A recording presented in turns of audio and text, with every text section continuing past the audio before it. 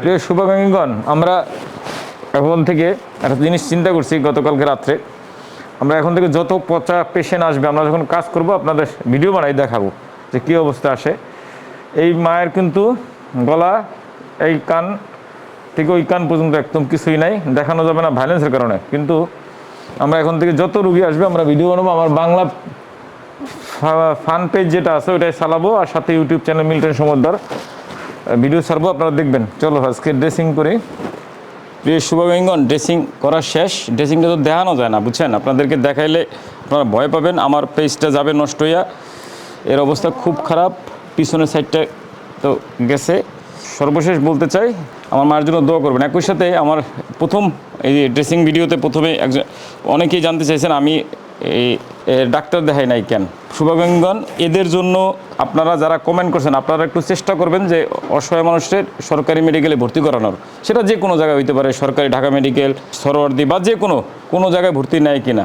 প্রাইভেটের কথা বাদই দিলাম, একই সাথে উপজেলা স্বাস্থ্য কমপ্লেক্সগুলোও ধরলাম, কোনো জায়গায় ভর্তি নেয় না। আজেরা যারা কমেন্ট করেন, অজ্ঞাত মানুষের জন্য হসপিটালে ডাক্তাররা ভর্তি নেয় না। সেকেন্ড, তারপর অনেকে জিজ্ঞেস করেন যে আমি ড্রেসিং করতেছি, আমার যোগ্যতা কি? আমরা এখানে আমি সহ আমরা ছয়জন প্রশিক্ষিত নার্স, ডিপ্লোমা নার্সধারী, একই সাথে আমাদের ডক্টর আছে। আমাদের এখানে সকল ধরনের ড্রেসিং ইনস্ট্রুমেন্ট বা ড্রেসিং সরঞ্জাম আছে।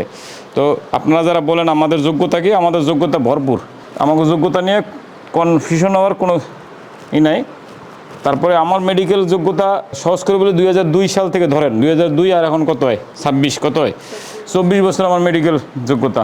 মানে আমি মেডিকেল লাইনে যুক্ত আছে আর কি। জীবনে প্রশিক্ষণের পরবর্তী জীবনে বড় বড় ডাক্তারদের সাথে কাজ করার সুযোগ হয়েছে, ফরেন ডক্টরদের সাথে, এবং বাংলাদেশের স্বনামধন্য হসপিটালগুলোতে চাকরি করার সুযোগ হয়েছে। আমার কর্মজীবন ছিল অপারেশন থিয়েটার, একই সাথে এমার্জেন্সি।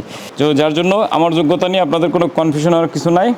সেকেন্ড, আমার সহকর্মী যারা টিম আছে, ড্রেসিং করার মতো যোগ্যতা আমাদের সকলেরই আছে। একই সাথে আমাদের মেডিকেল MBBS ডক্টর আছে, আমাদের প্রফেসর আছে একজন, কোনো অসুবিধা নাই। সর্বোপরি আমরা শুধুমাত্র রাস্তায় পড়ে থাকা অসহায় মানুষ, যাদের দুনিয়াতে কেউ নাই, তাদের জন্য আমাদের সকল ধরনের ফ্যাসিলিটি আছে। এবং আপনাদের যদি বলি, আমাদের বর্তমানে 200 যে রুগী আছে, 200 রুগীর সব কিছু করতেছি আমরাই। আজকে দ্বিতীয় ড্রেসিং ছিল, এরপর থেকে আমি আর ড্রেসিং করবো না, আমার সহকর্মীরা করবে। তারপরে যদি কখনো খুব খারাপ অবস্থা বা আমার সাপোর্ট লাগে তখন আমাকে জানাবে। তো আমরা প্রায়শই এই করি, প্রথম ড্রেসিংগুলো সুন্দর করে দেই, কারণ প্রথমেই বেশি পচা পোকা টোকা থাকে। আর আমাদের আসেই সব পচা রোগী, হাত পাও পচা, পায়খানা রাস্তা, প্রসাবের রাস্তা পচা, এগুলোই আসে। ব্যান্ডেজটা অনেক সুন্দর হয়েছে। শুভাকাঙ্ক্ষীগণ, আমার পোকাও কমে গেছে, আরও 2-4-5টা ড্রেসিং দিলেই কমে যাবে। তারপরে ঘা শুকাইতে এলে ওনার অবস্থা কিন্তু ভালো না, বুঝছেন? ওনার পিছনের আমাদের যে ভেইন থাকে, আটারি থাকে বিভিন্ন, সেগুলি নাই, সেগুলি খুব খারাপ পরিস্থিতি আর কি। তারপরেও দেখা যাক কি করা যায়, আস্তে আস্তে রিকভার হবে। কিন্তু হয়তোবা এক সাইড প্যারালাইজড থাকতে পারে ওনার, যে সাইডে বেশি আক্রান্ত ওই সাইডটা প্যারালাইজড হয়ে যাবে, কারণ নার্ভে কাজ করবে না, ওনার ব্রেনের সাথে সংযোগ নষ্ট হয়ে যাবার কথা। এখনও বলতে পারি না।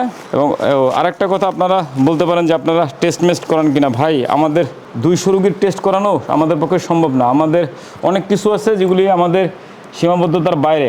আর আমাদের এই প্রতিষ্ঠান চলে দান সহযোগিতায়, মানুষের স্বেচ্ছাদানে। খুব বেশি টাকা পয়সা নাই, যার জন্য আমাদের সামর্থ্যের মধ্যে, সীমাবদ্ধতার মধ্যে যতটুকু পারি ততটুকুই করি। আপনাদের বলবো না যে আমরা খুব উল্টাই ফেলাইছি, হ্যাঁ, আমরা খুব উল্টাই ফেলাই নেই। যাই হোক, প্রিয় শুভাকাঙ্ক্ষীগণ, আমাদের এই ভিডিওগুলো দেখবেন, আমাদের সাথে থাকবেন, এবং অবশ্যই আমাদের জন্য দোয়া করবেন। বিশেষ করে আমার এই নতুন মায়ের জন্য দোয়া করবেন। সবাই ভালো থাকবেন।